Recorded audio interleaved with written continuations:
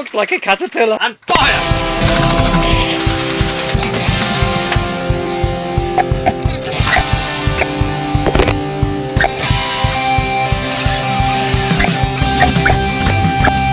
Everybody knows that sniper rifles have to be long. Nerf sniper rifle history arguably started with the Hypersight Expander Blaster. Arguably the first Nerf blaster which looked rifly and snipery. It had a long barrel and critically a scope. Because range, accuracy and tactics. Apparently this allowed you to go long. In 2006 the long shot appeared, then it changed colour in 2007. And now Nerf sniper rifles really were looking snipery and rifly. Long barrel, scope, tactical sniper rifle goodness. Where's your hair gone, Justajolt? It couldn't take the tactics. When it comes to sniper rifles, the longer the better. The long shot was obviously a sniper rifle because it had an extra long barrel. The bipod, because stability is key. And a scope. And it was the longest foam-flinging sniper rifle that had ever existed. It even had long in its name. How do you improve on this kind of sniper rifling tactical goodness? With a longer blaster, of course! Even with the long shot stock fully extended, the long strike comes in at a full 5 centimeters longer. It was so longy and striky that it didn't even need a bipod, but it still came with a tactical sight. 1 year later, it became Sonic! Expander blaster, long shot, long strike. The message here is clear. Length matters. It was going to be a mega challenge to improve on this. But Hasbro did it! See what I did there? It's mega. The Nerf Strike Elite Mega Centurion was another 4 whole centimeters longer than the long strike. This blaster has one of the longest, most satisfying primes of any Nerf blaster ever.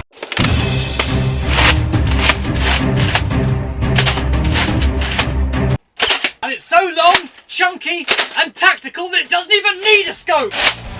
Oh yeah. And it's perfect for hiding amongst the tomatoes. Next came the accustrike line. The Alpha Squawk was both bolt action and had an exceptionally long barrel, and was definitely not just a bizarre reskin of any other blasters. And this was followed by the tactical brilliance of the Raptor Strike. And then accustrike went mega with the Thunderhawk.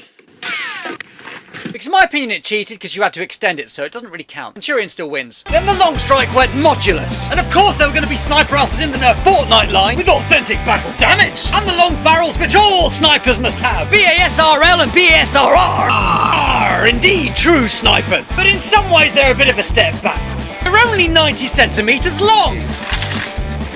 Wasn't as dramatic as I was hoping it was going to be. They're not chunky and mega. They do have scopes and longish barrels, but it'll take a lot of effort to get them ready for red tactical environments like Mars or the tomato plants.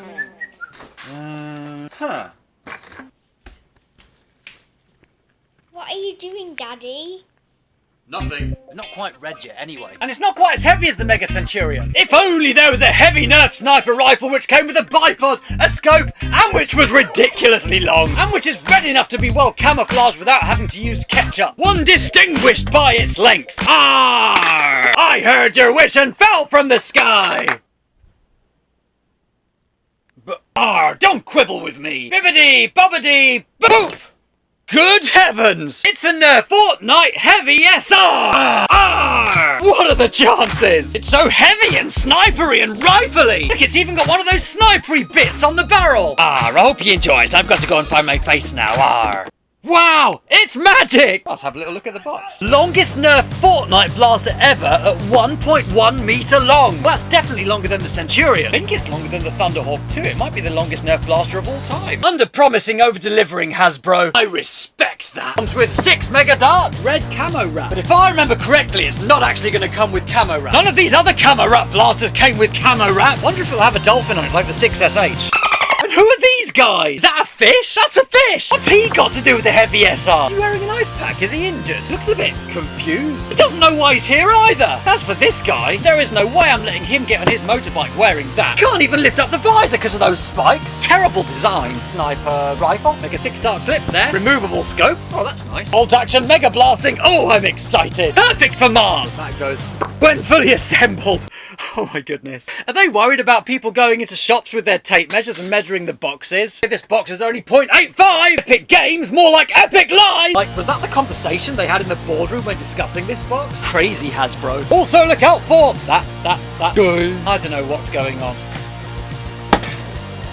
Wow, this does look chunky. Look at the size of that!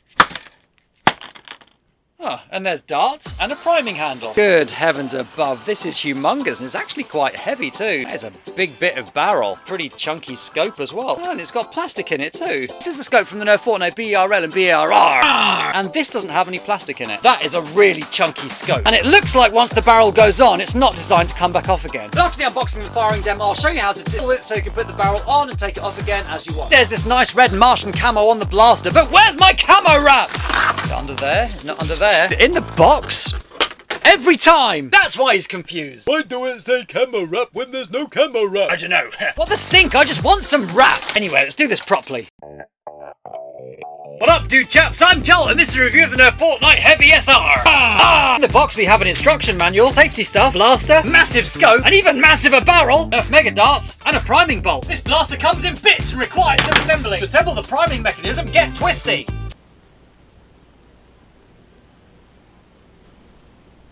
There was a wasp. One of the ends twists off, then insert it into the priming mechanism of the blaster. There! Twist the bolt back on again. This blaster's been designed such that you can't prime and fire the blaster until you put the barrel on. Why would you do that? But if you watch till the end of the video, I'll show you how to get round that. The barrel of the blaster fits on like this. The blaster's also been designed so that you can't take the barrel off once you put it on. But if you watch till the end of the video, I'll show you how to get round that too. Have some of that, Hasbro! The blaster also comes with an attachable scope. The blaster also comes with an attachable scope that goes on like this. You remove the mag from the blaster, prime it, and then press the mag release. To load the blaster, put mega darts in here. This blaster is not compatible with rival balls. Place your chunky loaded mag back into the blaster. Prime and fire. This blaster also comes with a bipod, because stability is key. Bipod works like this. I made that 110 centimeters. They weren't lying. Now for an external overview of the blaster. At the front of the blaster, we have a flash suppressor barrel gun thing. I don't know about guns. I'm British. Nerf Fortnite logo is slightly raised and printed on one side of the blaster, but not printed on the other side. The barrel has a bipod on it. There is a tack rail for extra scopage. There's also a tack rail underneath the blaster, which would be completely useless if I hadn't done this to it. If you make your barrel removable, there's no reason at all why you can't have extra targeting beamage mounted underneath. Seriously, why on earth would you put a tack rail somewhere where you can't normally get to it? They wanted us to make this barrel removable. You're welcome, Hasbro! Continuing down the blaster, we have this funky red camo wrap, which is perfect for any tactical environment which is predominantly red. These screws do nothing and are purely cosmetic. Stock is not removable, but don't tempt me. The tack rail on the top of the blaster. I love how you can look through the scope and there's actually a crosshair. Nerf is printed on this side of the blaster, not that side. It's the camo wraps on both sides. This side of the blaster has a depriming button which you can press to your blaster jams. There's a sling mounting point here and a smaller one there. I've just realised it's just the right size for a regular Nerf dart. No, wait, well, no it's not. Just a smaller sling mounting point. Stock feels shorter than it looks, but the handle is a good size. That's enough of that. So on a cosmetic level, similar to the other Nerf Fortnite blasters along this vein, I really like the cartoony styling of this blaster. Barrel is ridiculous. It's huge-mongous. Look, it's the size of my hand. Why on earth would you put a tack rail somewhere where you didn't intend people to use it? I suppose it is possible to take things on and off your blaster without directly placing them onto the tack rail, but crazy Hasbro. Oh, the jam door! I forgot the jam door. The blaster has a door for clearing jams. Jam door looks like it's quite a good size. There's also some nice rubberized bits on the bottom of the mag there, which I guess helps when you're balancing the blaster like this. It also means you can make the blaster walk. Interestingly enough, the bottom of the Centurion mag also has little rubberized bits. That's what the Centurion mag looks like in here. There we go. I can confirm the Centurion mag is indeed compatible with this blaster. It's got that kind of snipery, slanty thing to it. The fact that this does have tack rails means one very important thing. Is it combos time? It's Heavy SR combos time! The ultimate sniper combo! Complete with targeting beaming, big scope for big target, camo scope for stealth, with a flashy nitron scope for the after party. See a big target, you sneak up on them, then go disco mode! It might be the wrong way around actually. The ultimate zombie sniper combo! Complete with a twin slicer and chainsaw. Shield to protect yourself from zombie cuts. A raised tactical scope to see over the top. Not just one, but two bipods when stability really counts. This is pretty stable. That's even stable. Tactical handle for close combat. I don't think they can handle this. Woo! This isn't really a tack rail here. If you put something on it and then shake the blaster, it jumps off. Isn't that genius? Tactical close combat sniper mode. Fit with red dot sights, short range sights and a handle. Target switching like a boss. Knock someone out with that. Don't knock anyone out with it. Flashy targeting beamage. Sniping round corners. Upside down tactical targeting beamage. I'm not sure why. Look. Composure. But when stability is key. Stability at any angle. It walks like a caterpillar. Oh my heck, you know what's coming next. The heavy Esaurus is a majestic beast. It's even got those horny dinosaur things on its head. It hunts by spitting foam from its face. Heavy Esaurus majestically makes its way across the plains. It must be cautious, for in the skies above, it spots a predator. The Ravernus and Strikers are a rare, exotic, and ancient breed, known primarily for their spinniness. Good heavens above, this can't be safe. These majestic birds, they're not really majestic. One thing's for absolute certain. Hasbro wish they thought of that. This specimen has evolved a form of bioluminescence to attract a mate. Hear its mating call.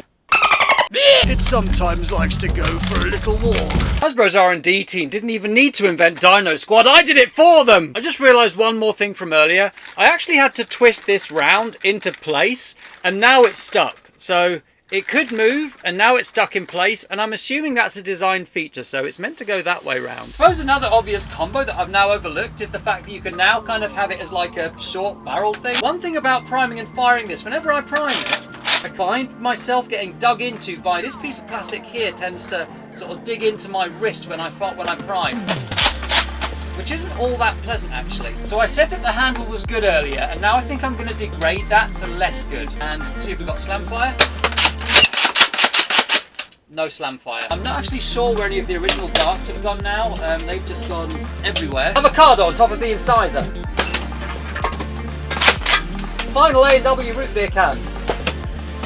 Final A&W root beer can using the scope. That was low. There we go. Tipple. Nerf bottle. Manta ray. Mr. Dart. Mr. T-Rex's eggs. Angry unicorn thing. Alpha Squawk dude. I am finding that I'm having to aim the crosshair a little bit above what I'm aiming at, so it's tending to hit a little bit below where you think it's going to hit. There's a little view down the scope for anyone who's interested. You buy and use a Mega Blaster because it feels chunky, and this feels chunky. Accuracy test 10 feet.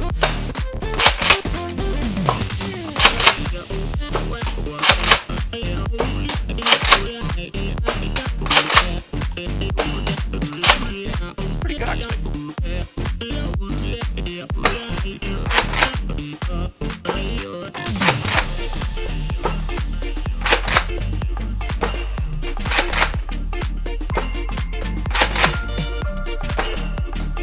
Range test, so the wheelbarrow there's at about 30 feet, the end of the grass is about 40 feet, and that green plant pot there is about 50 feet. That's the green plant pot at the back. 6 shots flat.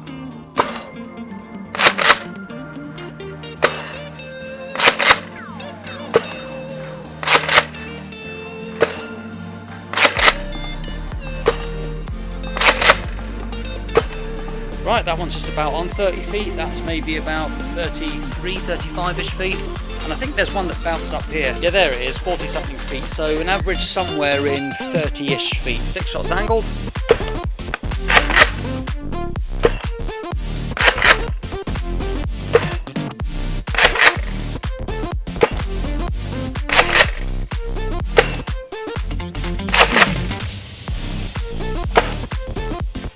Most of those angled shots bouncing off the conservatory, so clearing 50 feet. There's a pumpkin and a random tomato full of courgettes too. So just purely out of interest, I'm going to retry the range test without the barrel now. Admittedly, I'm not using fresh darts because I've already lost a lot of the brand new darts, but I'm trying to use the megas I've got that are as fresh as possible. Flat, no barrel.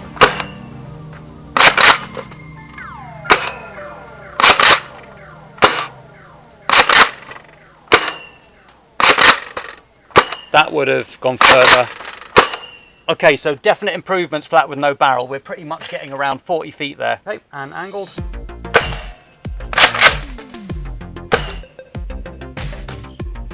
That hit the house, so probably about 60 feet.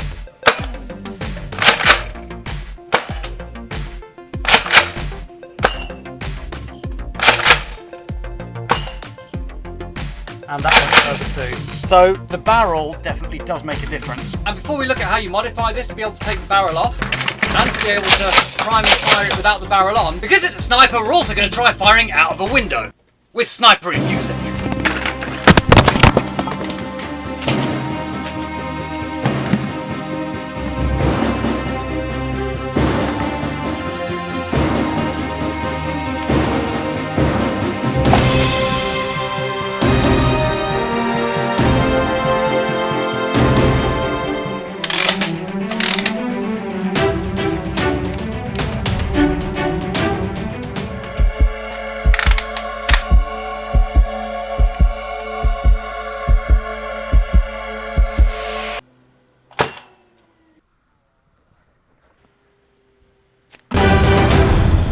So as promised, is a brief overview of how to modify your blaster so you can put the barrel on and take it off again at will. Can't really see properly from this angle, but there are 4 little clips down there in the shell of this barrel, which are designed to latch onto these indentations right here on the main blaster. So file these down such that the catches will really just be a friction fit and you'll be able to pull it back off again at will. The intention is not to completely remove these lips right here, but it's just to round them off such that the clips which would normally hold the barrel in place on these lips are able to slide back off again. And luckily this file is pretty much exactly the width it needs to be to do this job. Although I will admit a smaller file would be easier.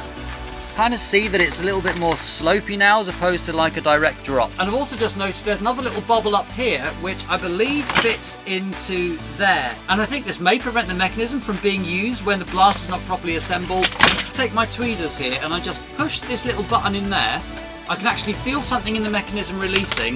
Now I can prime and fire. However, after I've primed and fired once, I can't prime and fire again because there's something in here that's catching. So we're going to have to open that up and deal with that as well. But before we do that, moment of truth, this goes on. This is so heavy now. And will it come off again?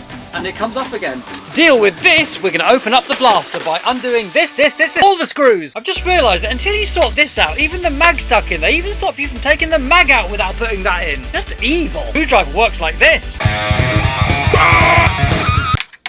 Once all 20 screws are out, or it might be 21, I'm not sure. Shell simply lifts open. No solvent welding. There's a quick look at the internals, just cause. Looks like the mag release won't work until this is primed. And when this bar pushes inwards, it moves slightly. And when it moves slightly, then the blaster can be primed. So I think if we remove this bar, then we should be able to prime it whenever we want. So let's see if it'll just lift out. Gonna undo these 2 screws here. Lifty, lifty.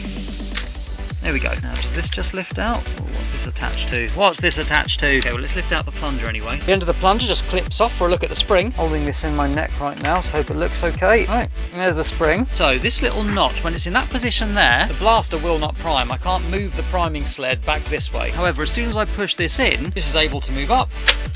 And the blaster is able to prime. Out you come. Now this should just lift out. There we go. Awesome. There we go, and this is the bar which is preventing us from priming the blaster when the barrel isn't in. Go on putting this back in with the springy bit at the back. Put that screw back in as well. Daisy, go on screw, go on screw. At least no springs have jumped out on me yet, that's nice. So that screws back in. Prime it all the way back. There we go, and it's primed. All the way back forward again. There we go, and now I should be able to just fire. So one final test. Oh, and something is not working. I'm starting to think there might be something about this that we actually need in terms of supporting the mechanism. So with that back in the blaster, the simplest solutions are often the best, and I think what I'm going to do is just place something in there to hold that back. And I've just ripped off a piece of old Nerf dart, and I think all I'm going to do is stuff that down there. There we go, so just going to stuff that down there. Oops.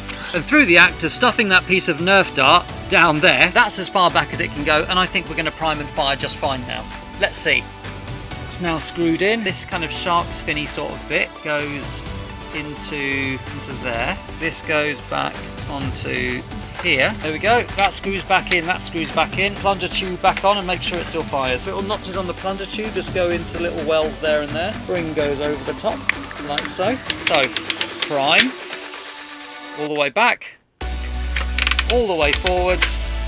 And fire. And now, as you can see, that's gone back to the right place and we're all good. So now we can prime and fire as we want to. There we go. without having to worry about the barrel being in, which is nice. Let's reassemble the blaster. This is a fun blaster to use. If it puts a smile on your face, it's the right blaster for you. If you're after something that's going to be great for kind of actual long-range sniping, the Centurion definitely flings foam further than this does. It's a Centurion 3-shot splats, 3 shots angled.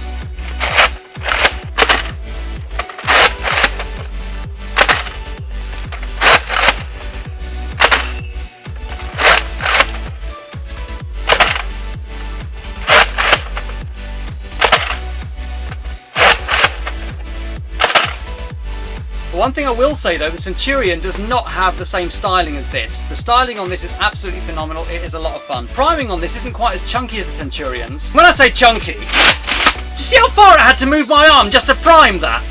And the noise it makes is phenomenal too. So whilst it's not as chunky as the Centurion, it's still, don't get me wrong, a fun blaster to use. Styling is awesome. The stock was a little small for me, but maybe it wasn't quite designed with people like me in mind. I also found it a little uncomfortable at times priming, because like I say, this bit of plastic here kind of dug into my wrist a little bit. So just watch out for that. Being able to take this off was pretty much crucial during that firing test. There was a dart that was pretty well stuck in there and I wouldn't have got it out if I hadn't been able to get this off. When the bolt's in this closed position, you can't even access anything in there. You see that? When you prime the blaster, you're opening all of that area and that's when you could get a finger in to get a dart out. This is also the only position in which you can actually remove the mag to fish a dart out of the mag, or even to gain access from underneath. As soon as you close the bolt, you lose the ability to gain access in here, and you also lose the ability to take the mag out without ragging it pretty hard. And so being able to access the blaster from the front, if only from a jam clearance perspective, I found to be pretty crucial today. Modifying the blaster to be able to fire like this is really, really useful too, because obviously there's a little bit of a performance gain you get from not having the barrel on, and in addition to that, being able to take the barrel off makes it a little bit easier to access this tack rail right here. And just so you can see, when this is on, I can shake it about, I can move it around like this, and it's on. It's not coming off. The one thing you will have to be careful about is that you don't round it out too much. This is probably just about right, but if I'd have rounded that out any more than what I have done now, so you want to have it rounded out but not too much, and it's kind of difficult because if you do it and you can't get the barrel off, then that's kind of defeats the object of doing it. But yeah, you want to get the barrel off.